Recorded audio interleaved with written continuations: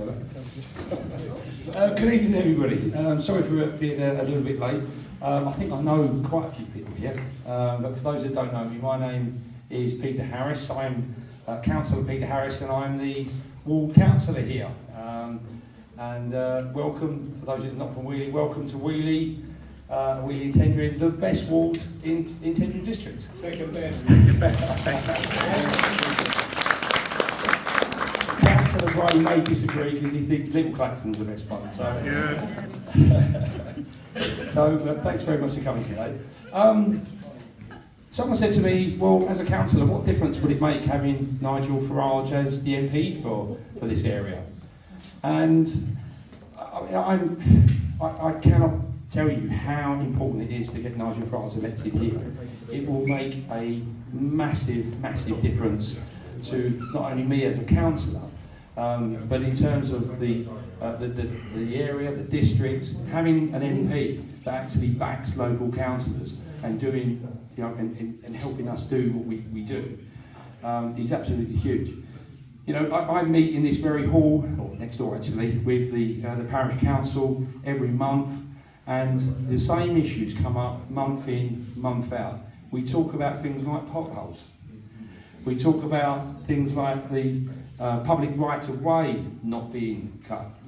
And then we talk about a big issue, which is a worry to all of us that live here, and that's planning. And when you look at the beautiful green fields that we have surrounding this village that are under threat at times, you know, it's a big, big issue.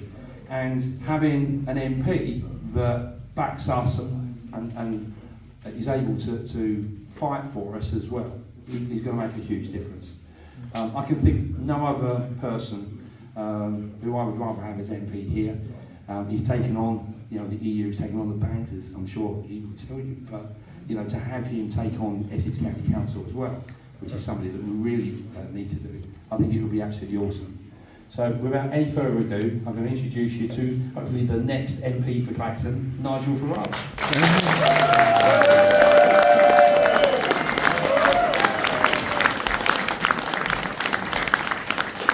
Good evening, everybody. Good evening. It is the summer equinox, the longest day of the year. It's also one of the first nice days of the year, isn't it? It's been beautiful from sunrise. It was really good news for the Druids this morning at Stonehenge, even after those morons threw that powder over. Do you know what? I would send them to prison for a very, very long time. Because it's about time we got tough, isn't it, really? Now, if I was you, and a member of the public on this beautiful evening, I would not be in this lovely hall. I'd be sitting at home with a large gin in the garden. And the fact you have turned up is just amazing.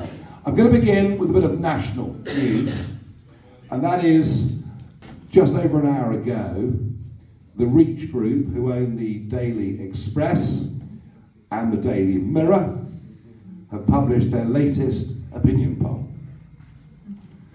And for the first time in this campaign, we see Labour down a few points. Good. We see the Conservatives, or what they used to be Conservative, honestly, stalling. And for the first time, in second place, Reform have now hit 20%.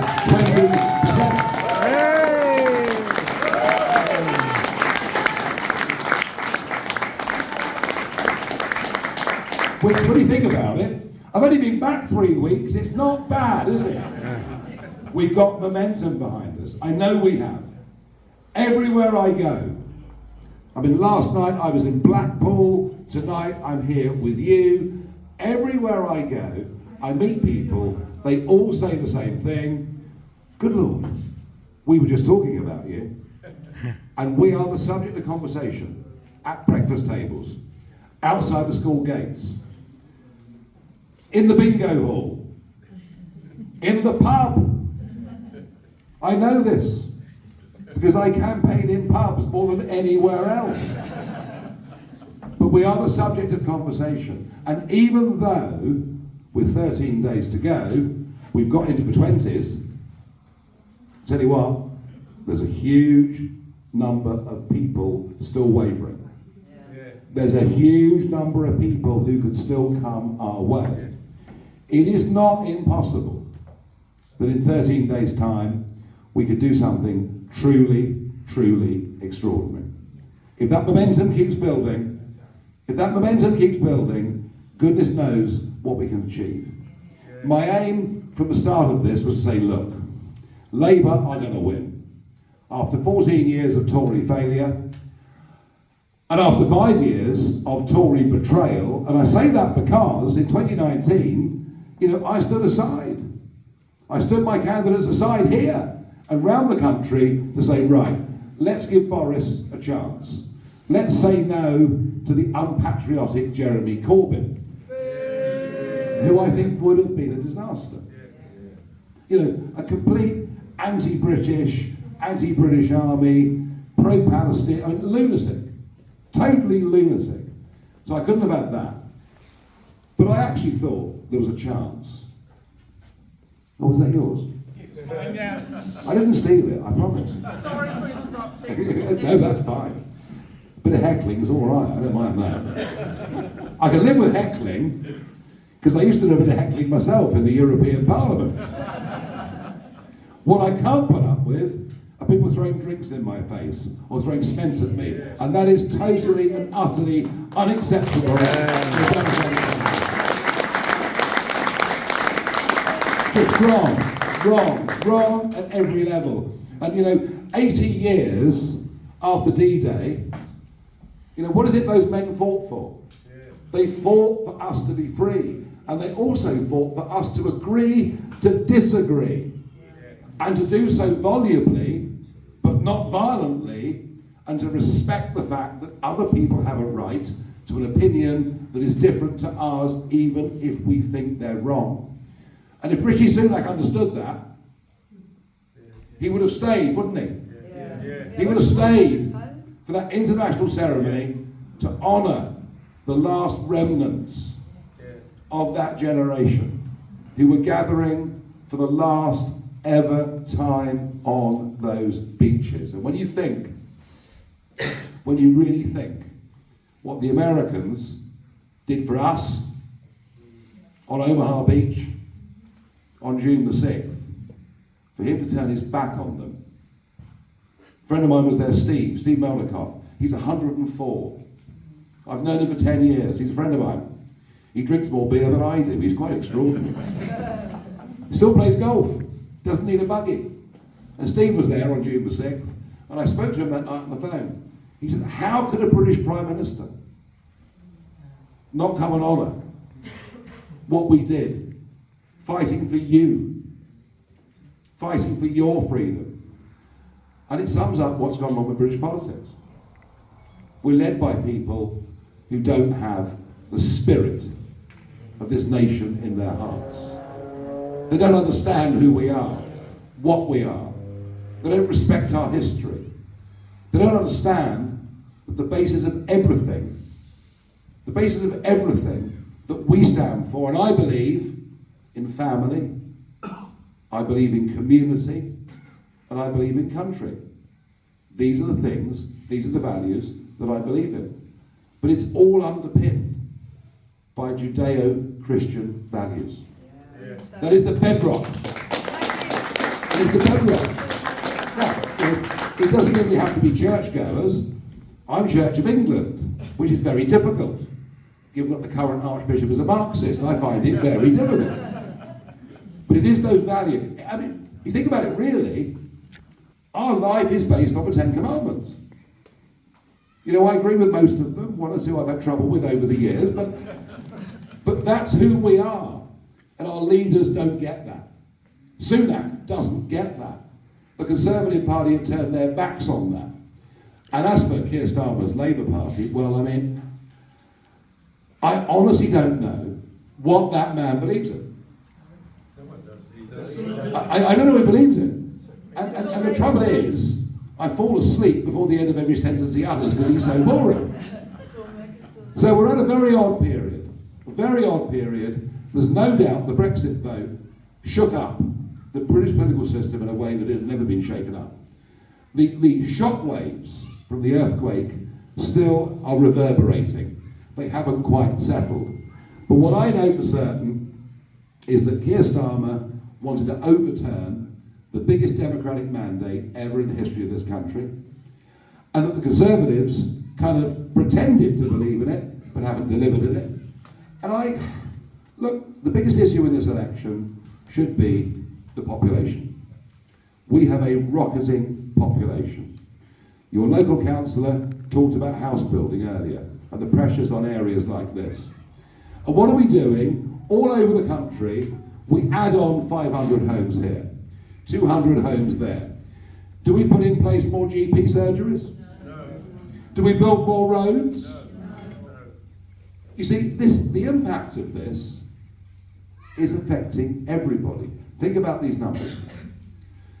From Windrush in the late 1940s up until the end of the 20th century, net migration into Britain ran at 40 to 50,000 people a year. Right? For 50 years, net migration, 40 to 50,000 people a year. And then in 97, we got Tony Blair, who decided he would open the doors to unlimited numbers of people coming in a way the islands had never, ever seen. And net, during that period, nearly 3 million people came to Britain. But we got the Conservatives in 2010. A new Prime Minister. Call me Dave.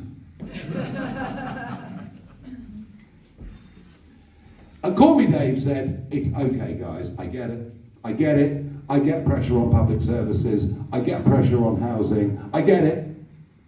We're going to reduce net migration to tens of thousands a year. And then in 2015, he stood again and said we're going to reduce net migration to tens of thousands a year. And not content with that, in 2017, Theresa May, remember her? No. Feels a week. She's very forgetful, I agree with you. Said we'll reduce net migration to tens of thousands a year. And then in 2019, Boris said we will massively reduce immigration numbers. Does anybody here know how many people came to Britain in the last 2 years? 1.2 million. 1.2 million. Any advance on 1.2 by 1.2 million? I was up 1.2 million, we're high 1.2 million. 2 million. 2.4 million, 10 out of 10, go to the top of the class. 2.5 million people came to Britain in the last 2 years. 1 in 30 people out there looking for homes in Weeley or wherever else it may be came here. 1 in 30 of the population came in the last 2 years. I mean, can you even believe it? And I'll bet every one of you in this room has got good friends that have come to this country from other parts of the world. You know, of course, we're not against people from other parts of the world, far from it. Our relationships with the former colonies are remarkable. Our friendships with Australia, Canada, New Zealand, India, Jamaica, we're unique. We are quite unique. No country in history has ever forged a good relationship with its former colonies. We even have the Commonwealth Games. So what I'm saying to you is not based out of prejudice, not based out of dislike, because we're not like that. We're a very, very tolerant people. But we have our identity. We have our values. And if we're overwhelmed by millions and millions of people, there isn't the space for them to assimilate. There isn't the room for them to integrate. And so we finish up with divided communities. We finish up with parts of London and Bradford and Leicester and elsewhere that don't even represent, look like, or feel like England. And that's wrong. And it doesn't work. And I'm the only leading political figure that's got the balls to actually stand up and call it out.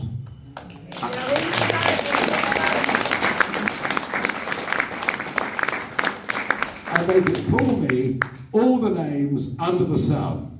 But you know what? I couldn't give a damn.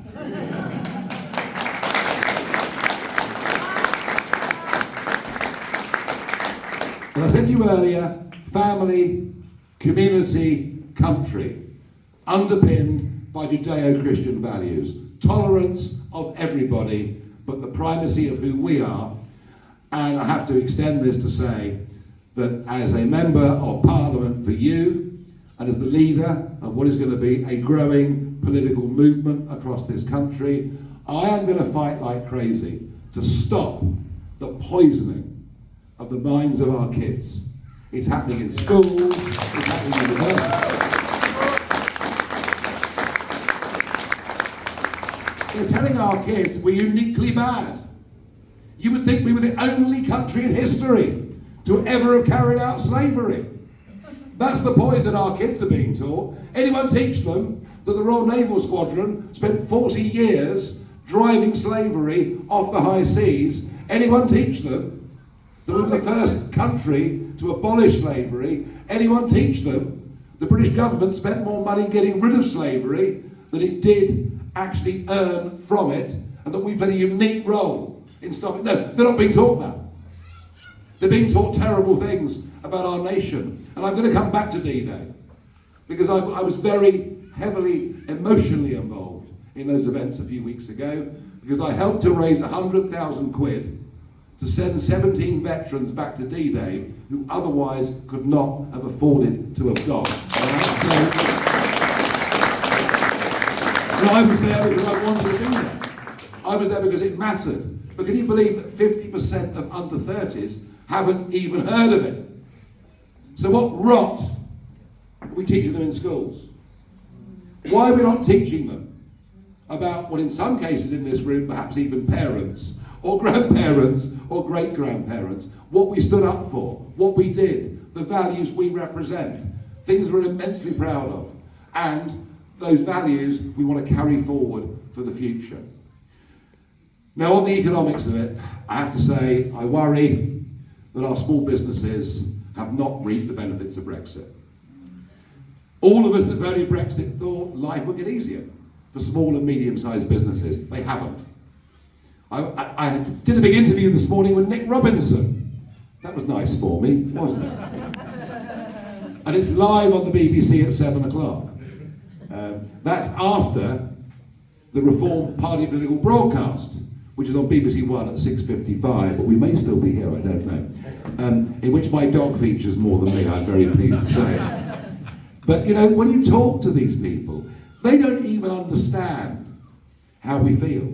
They've got no idea. They somehow think we're small-minded. We're not. We're not. But we genuinely thought Brexit would give us these benefits. So Robinson says, well, Nigel Farage, it's all your fault. Immigration's gone up. Regulations haven't gone down. Brexit's a failure. No, it's not Brexit that's a failure. It's a Conservative government that have failed to deliver Brexit, and they deserve the beating. They deserve the pounding. They are going to get a development.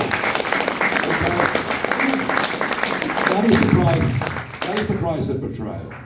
Now, I'm standing here in Clacton, somewhere that I knew very well, because my first colleague in the European Parliament in 1999, can't believe it, these young lads here think I'm ancient history, you know. Back in 99, I was elected to the European Parliament with a guy called Geoffrey Titford. You might know Titford's the Undertakers from Frinton-on-Sea, and Geoffrey lived on 2nd Avenue, and that was the first time that I became intimately involved with this area.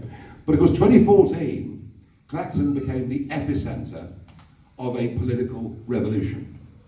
Douglas Carswell, who was then the Conservative Member of Parliament,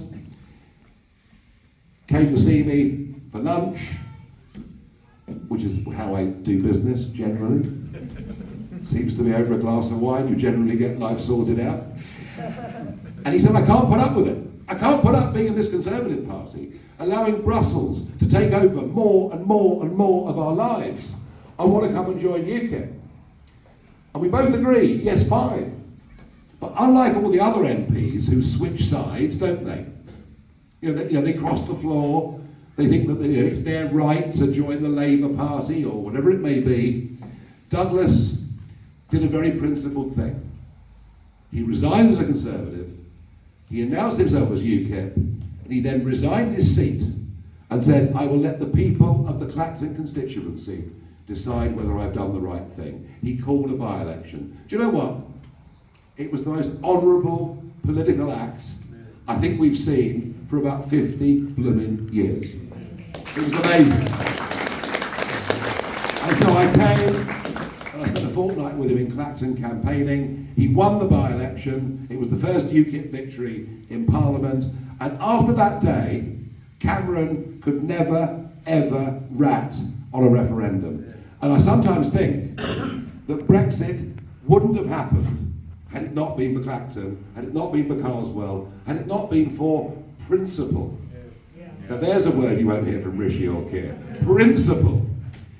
And I have come back to Clacton and campaigned in general elections, in European elections, in referendums.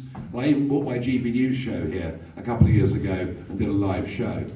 Now look, I'm not from Clacton. There's no point pretending I am. And I wouldn't pretend I am. I have links and roots with the area. They are more political and emotional than they are physical. And some may say that's a disadvantage.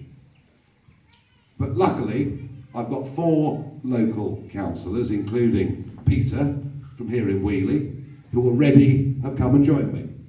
And I believe that more local councillors will come and join me. What do I have to offer? Let me tell you. I'm a fighter. I'm a warrior. I don't really care who I take on. And I have fought the European Union, and I have fought the establishment, and I'm currently fighting the BBC, because next week on Wednesday, they're going to have a debate with Sunak and Starmer, but as my party's second in the polls, I should be in that debate too.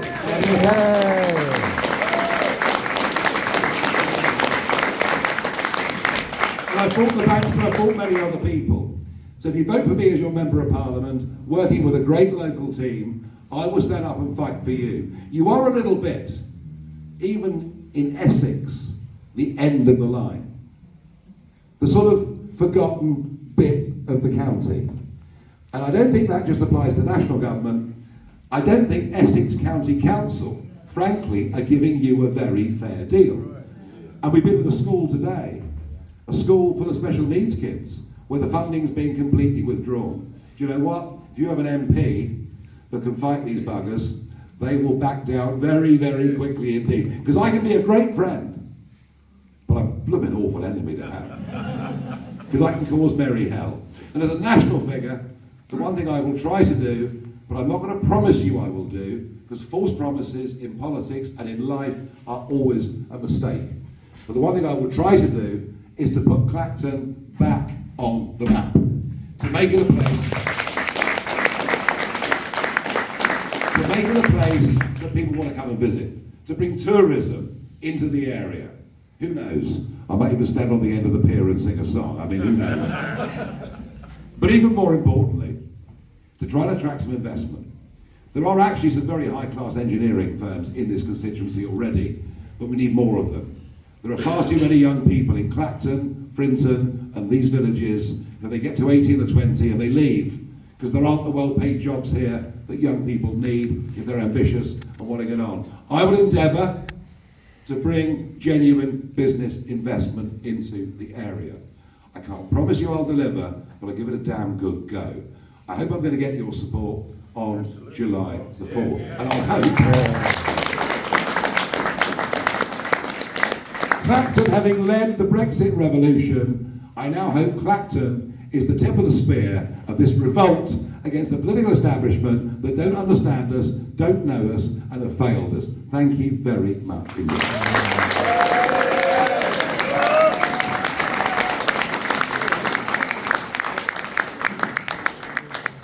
Now, I know it's Midsummer's Day, you all want to go back to your gardens, or maybe watch me with Nick Robinson if you've got nothing better to do, but very happy to take some questions, I really am. So, sir. And this isn't disrespectful, because you talk the talk and you walk the walk. But what can you do about the illegal immigrants coming over that the other parties can't? What can I do about the illegal immigrants the other parties can't? Number one, who was it in spring of 2020 that was going out into the English Channel on small boats and filming it? Me. I was posting this stuff on YouTube and I was saying, why are mainstream media not covering this? I also said, because we'd stopped deporting people who came here illegally, something we always used to do. We always, for 100 years, you come to Britain illegally, regardless of Labour or Conservative government, we put you on a plane and get rid of you. But Right? they don't call them illegals now though, do they? Well, I haven't finished yet, matey. So I went out there, I highlighted it, and I said, because we're not deporting anybody, you may as well put a sign on the White Cliffs of Dover saying, everyone welcome. And then I used a word, a rude word. Shocking, isn't it? Cover your ears, love. She's underage. I used a rude word.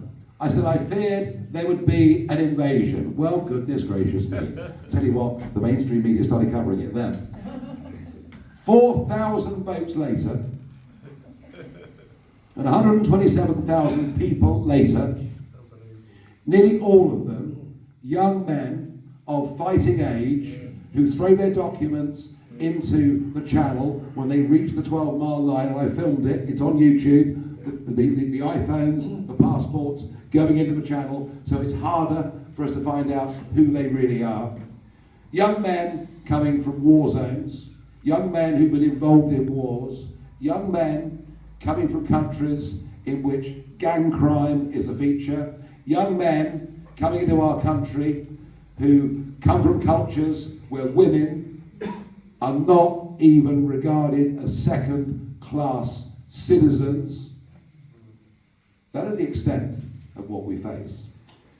Rishi Sunak says they'll go to Rwanda. No, they won't. No, they won't. The main reason he called a July the 4th election was because he knew the promises he was making couldn't be delivered. And if he left me 6 months to organise, he feared there'd be a rout. Well, do you know what? I'll do it in 6 weeks, all right?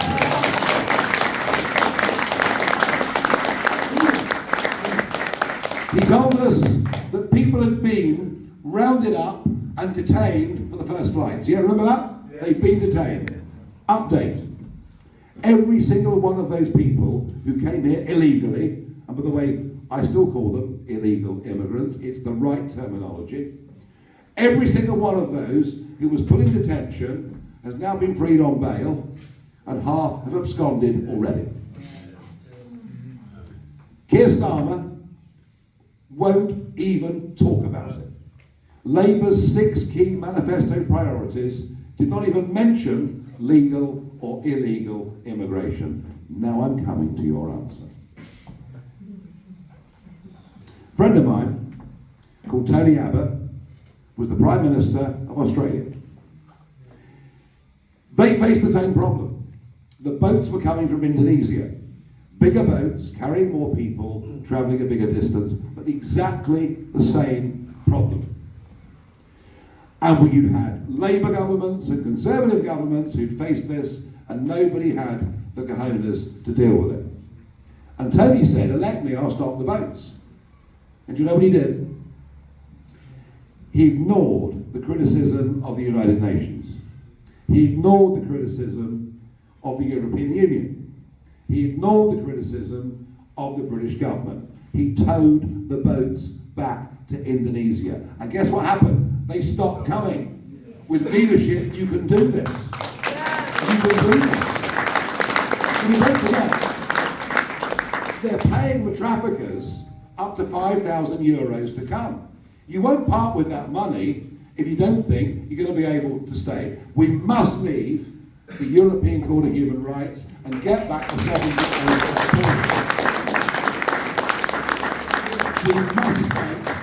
We must state that we're a generous country. Do you know, since the Brexit vote, 500,000 people have been given refugee status here.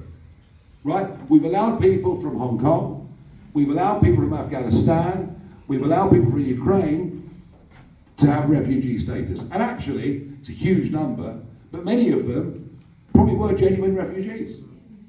You know, in fear of their life. You know, if you were in Hong Kong as a democracy activist, I mean, this mob would put you away in prison for the rest of your life.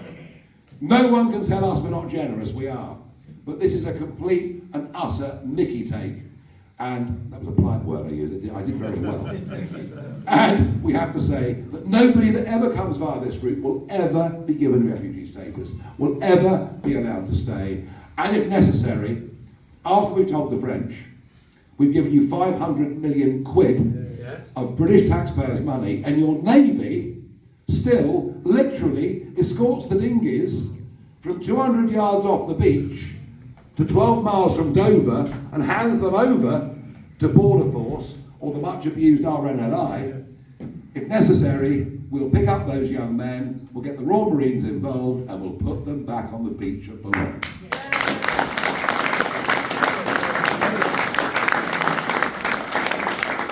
It'll be over within a week, because who would pay a trafficker €5,000 if you're not allowed to stay? Simple as that.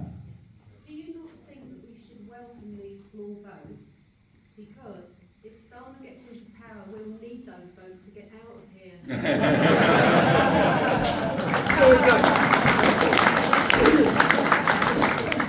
There is a serious point here, and it's this.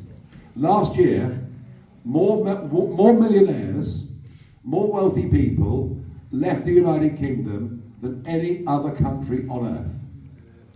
Just think about that.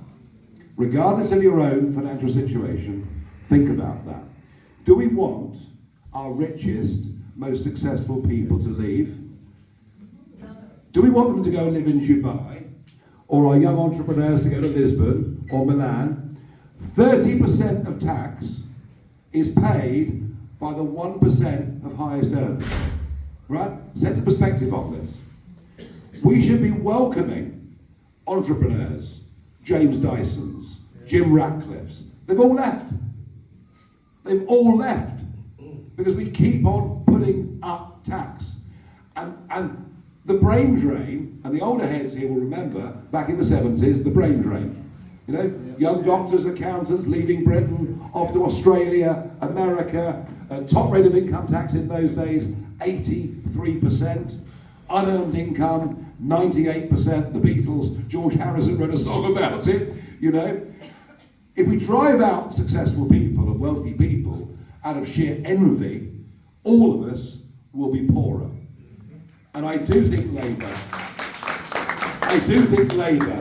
will make this even worse. But it's under a Conservative government that they've started to put tax out. Think about this. From the late 1980s, all the way through to David Cameron, even through the Blair years, the top rate of tax in this country was 40%, yeah? 40% was established in the 80s, it carried on through the 90s, and Blair dared not touch it. And 1.5 million people paid 40%. As the band shifted through the years, 1.5 million people paid top rate tax. Under Jeremy Hunt, who's frozen the bans, you now have staff nurses paying what was top rate tax. Does anybody here think that a staff nurse should be paying top rate tax? Because I don't. And by the end of 2027, how many people will be paying top rate tax? Anyone know? Come on, the Brains Trust over there. 8 million people. 8 million people. That is how much we're being taxed. That is how much money government is taking for us. And that is frankly how much money government is wasting. And I'll finish if I can, if you permit me, to talk about the NHS. You know, those of us of a certain age have grown up expecting the NHS to be there for us. Free at the point of delivery, but available. GP appointment, no problem at all. Operation, you'd always get within a reasonable period of time. Waiting list now for operations are 7.2 million people. One of the reasons is, of course, the population explosion. I mentioned it earlier. You know, you build 500 houses on the edge of Chelmsford, but there's not another GP. But the other reason is we're not spending the money well. We're spending the money very badly. We're spending the money very wastefully. And I think we all know the NHS we grew up with is broken as it currently is. Now, I'm always accused, whenever I say this, of privatisation. I know, I still want it to be free at the point of delivery, but we have to encourage people through the tax system, if they can afford it, to go private, to relieve the burden on the National Health Service for those that can't afford it. But we have to go for a French-style model, and they pay their money to a series of insurance companies who compete to give delivery, and they spend exactly the same amount of money, and they have the same returns on health, and they have better results on cancer, stroke, and heart disease. What do we want? We want better returns. We want free at the point of delivery. This system isn't working, and all Rishi can say is we're putting in more money. Well, frankly, much of it we're simply pouring down the drain. And this is what I offer. I offer fresh, radical thinking on these things. If something's not working, stop repeating the same mistake. The Einstein definition of madness is to keep repeating the same mistake and expect a different outcome. You know, we have huge structural problems in our country. This Labour government is going to be incapable of dealing with it. The calibre of their potential front bench is horrifying. And I really believe that we can we establish this beachhead at this election. We may even surprise ourselves how well we do. I really believe that the road to 2029 means we can get a force in British politics that represents Middle England, where we are now, that can win a majority government in 2029. And that is my aim, that is my ambition.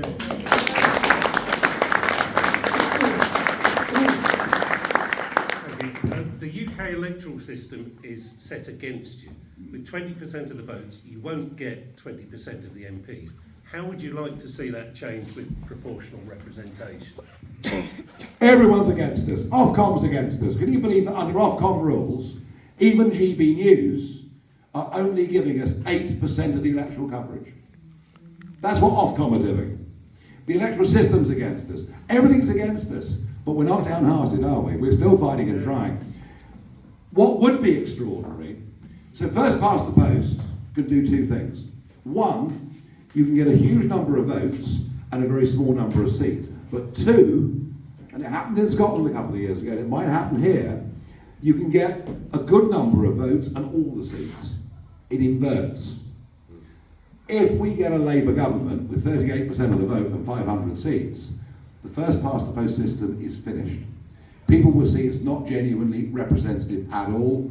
We must have an electoral system that gives us a degree of proportionality in terms of our vote resulting in somebody being in Parliament. I would add to that, if I may, that the House of Lords, as it's currently constructed, full of all these mates of Blair and Cameron, is an abomination. Abomination. I mean honestly, you give £5 million to the Tories or Labour Party and become a Lord with legislative power over our country. It's a disgrace. It's got to go. It's got to be replaced. And I'm even more radical than that. I like the way the Swiss run their lives. The Swiss are the most democratic country on earth because if they don't like what their parliament's doing, they can sign a petition and have a national referendum on an issue they care about, and the result is legally binding. And I want that too. So I will be, from July the 5th, I will be leading a national mass movement for a complete 21st century update of the entirety of our political system. I absolutely promise you that. I'm even thinking about a rally in Trafalgar Square 2 weeks afterwards. I look forward to seeing you there. Right, I'm going to go very quickly now. Sam. Two quick questions. First things first, what's your stance on AI in terms of development, things about fake AI videos could be made, even about you, because you see online obviously. And second thing is, why should young people vote for reform? First question about AI. Look, you know, the one thing we know from history is you can stand like King Canute and pretend the tide's not coming in, but you know what? When it's coming in, it's coming in. And we've seen the pace of technological change now is speeding up in a remarkable way. There are fears about AI, that it could sort of find its own mind and sort of take us over. I don't really share that fear. We have to go with technology, go with the future. Part of modern Britain is that we do that, and we've ceded much of this to the west coast of America. We've allowed the entrepreneurs on the west coast, the Mark Zuckerbergs and others, to build global leading businesses. Well, we've actually got the brains to do more of that here. So go with the future. I'd add in cryptocurrency as well. Crypto can't be stopped.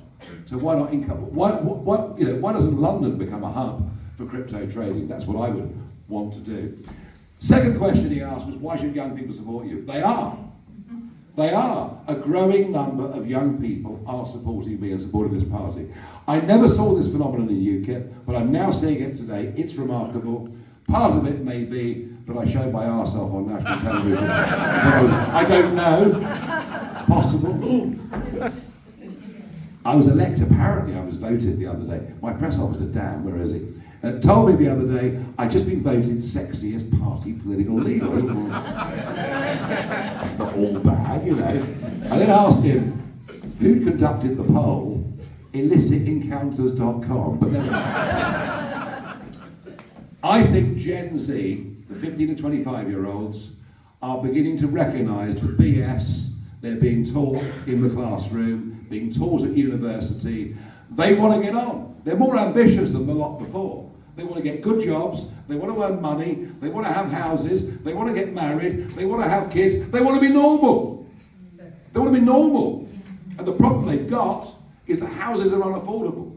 That rents mean that over half of their income goes just on somewhere to live, and probably a shoebox at that. I think there is a wave of youth coming towards my position, and I'm seeing it here, I'm seeing it in America, and I'm seeing it across Europe too. Right, some more, one there, sir. This could be a potentially broad question, but what's your view on the various geopolitical situations Britain is facing at the moment? Just to name a couple, like the relations we have with China and the war in Ukraine. Well, the war in Ukraine I predicted in 2014.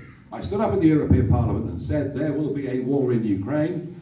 I said the ever eastward expansion of NATO and the European Union was provocative on Russians, who deep in their history is Napoleon, Hitler invading them. Now, of course, they hated me for saying it then. They hate me for saying it now. And I'm portrayed as a friend of Putin's for saying this. All I did was to state a geopolitical, obvious, fact. Look, we can go on supplying Ukraine. What Putin has done is terribly wrong. No question about that. But the more we supply Ukraine with arms, Russia ain't going to give in. Russia never gives in. Whatever the cost, Russia never gives in. What did they lose in World War II? 26 million people. Just unbelievable. But they never gave in. And I fear a war that is being... it's rather like the Battle of the Somme with drones. Who would have thought in the 21st century, men in trenches, lightning artillery strikes, over the top, bayonets fixed. Unbelievable. Unbelievable. 1 million casualties already. I mean, just a slaughter of young men on a scale that is, frankly, horrendous. And all our politicians say, Boris, Ukraine's going to win. No, Ukraine's not going to win. We've got a stalemate that could go on for many, many years. All I believe is that, as Churchill once said, George Orr is better than war, and we should at least attempt to broker some peace negotiations. And they might not work to begin with. Talking of Churchill, Churchill's great nephew, Jamie, the current Duke of Marlborough, turned up at Royal Ascot yesterday, it was Ladies' Day, to the royal enclosure, in which were the King and Queen, in, of course, top hat and tails, wearing a Reform UK rosette. How about that? He's Churchill's great nephew and a very, very good friend of mine. But that took some balls to do that. It really did. I think before he met Charles, he did actually take it off. It was probably the right thing to do. China, very quickly, or should I say China, as a friend of mine says from America. China is the biggest threat we face in the world today. It has turned from being, just a decade ago, a very insular country to now being an expansionist country. Their naval build-up, their seizure of little island rocks and atolls in the South China Sea and even edging into the Pacific is a sign of a nation that is gearing up for war, is gearing up for global domination. We trade with them, they steal all of our secrets, they spy on us, they cheat. And what does the British establishment do? It bows down before it because Sellouts. because retired, it's not even sellouts, it's worse than that, it's corrupt. Our retired senior civil servants, our retired politicians, once they're out of public office, take highly paid board positions with Chinese companies. It is an absolute blooming racket. It's a disgrace. The human rights abuses in China are terrible. And look, the Hong Kong deal was clear. The Hong Kong deal was clear that until 2047, Hong Kong would be autonomous. And now it's literally a police state. And we have been gutless. And that's because our politicians are influenced by big business. And all big business cares about are global profits. We're a country that used to stand up for principles. And the breaching of that Hong Kong deal is something we should be telling China, listen, unless you deal with that, we will make it very much harder for you to sell your products in our country. That's how I feel about China. We will do a couple more, two more. Right, four more. 1, 2, 3, 4. Lady at the back. Yes. I'm concerned about the lack of enforcement, especially in this area. The council very, very lack. What is the point of having laws passed when there's nobody to say, this is wrong, stop it now? Because it's just not happening. You might just as well not have the laws. And this goes for local things as well as the more national things. So my question to you is, what can reform do regarding law? Well, look, you know, the political reaction to any crisis is, let's pass legislation. Let's make more law. We've got too many laws already. And you put your finger on it, it's a lack of enforcement of laws that is the problem. We don't, folks, need any more laws. We need fewer laws that are simpler to understand, and here's the key, a police force with the courage to back it up.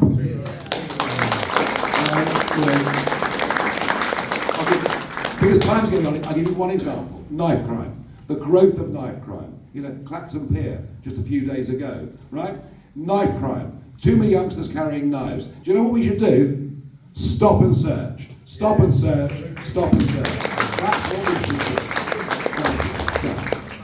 Hi Nigel, I just wanted to ask you, so you're a very busy man, right? Just a bit. Yeah.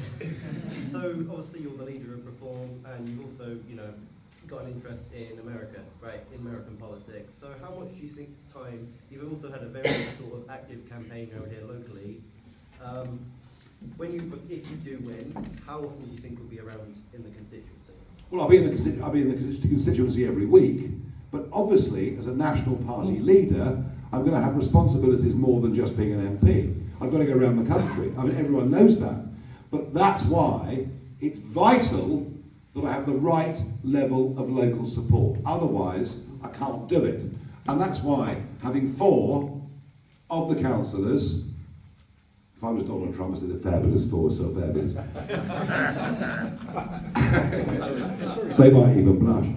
Having 4 local councillors already on board with me makes one hell of a difference. I'm going to need very, very good local people, a very good local office, so that my time, when it's spent here, is making decisions. Do we back this person or do we not back that? Because as an MP, even as an MEP, people are always coming up to you asking for help. And you've got to work out, are they worthy? Are these genuine people really in trouble? And we've been at a school today, a special needs school in Clacton, that Essex County Council may well withdraw the funding from. And I looked at that and thought that this is a valid case that an MP should fight for. Others come along and frankly are looking for you to access public grants to them, which they'll probably abscond with. So I've got to get that right. I've got to get that right. But I'm quite good at making decisions. And you will see enough of me. You will see enough of me. I can't be here every day. But you'll see, and I'm going to be in Scotland and Wales and goodness knows what. But will I put Clacton on the map? You bet your life I will. Do you think if you got into Parliament with a good national vote, it'd be useful if Trump won in America and Le Pen won in France? Look, I think Trump winning in America is crucial. We had a question about China from the gentleman there a moment ago. I don't believe for a moment Putin would have invaded Ukraine if Trump had been in the White House. I really mean that. You know, he was the man that signed the Abraham Accords. Yeah, Israel, Arab states signing up, friendship, trade agreements. Trump was a peace broker. The first American president in 5 not to launch a war. His natural inclination is to go for peace, not war. He's not dominated by what Eisenhower identified back in the 50s as the military-industrial complex. Never forget, folks, war is very good for profits. Right? Lives don't matter. Profits matter. I'm sorry, I sound like Jeremy Corbyn here, but no, really.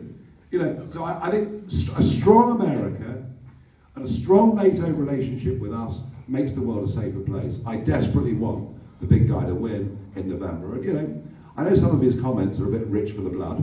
I'm not worried about his, it's Lammy, what Lammy has said about him. Well, actually, I can't say too much, but I'll report what the press said. The press said that David Lammy had met with Trump's team and that Nigel Farage had said that it was okay for that meeting to happen. No, but hang on. If David Lammy is going to be our Foreign Secretary, despite what he said in the past, it's in our national interest that the Foreign Secretary gets on with the 47th President of the USA. And there are things that matter way above party politics, and our relationship with America is one of them. And I think, and look, you know, I'm not a big David Lammy fan, but I think he might have matured enough to do that job properly. And in the national interest, let's hope that's right. Last question, sir. National pride in being British is at an all-time low. It certainly feels that way. Our army is embarrassingly small. Ahead of the prospects of World War III in future years, we should at least be prepared for that. How can we be taken seriously as a country? Well, the worry is that the British military has always been very well respected. You know, we've always had, well, obviously the Royal Navy, you know, the backbone of us for hundreds of years, Hearts of Oak and all that. The British Army, historically quite small. Excuse me.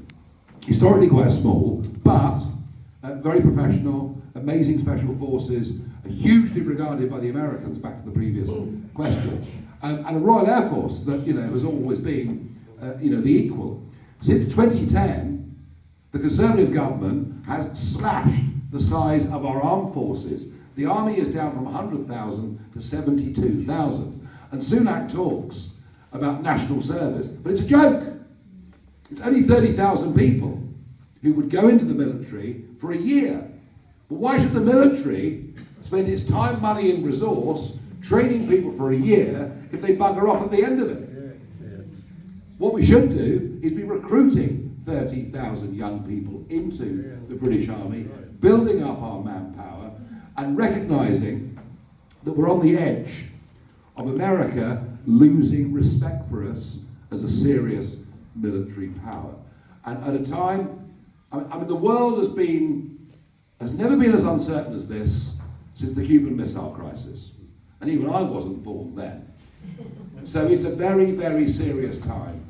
I repeat the point that I made to the previous question. Peace comes through strength. It doesn't come through weakness. Deterrence works at every level. It works with a badly behaved young child, and it works with a power like China. I'm going to just finish by saying massive thank you to all of you for coming out on Midsummer's Evening. Thank you very much.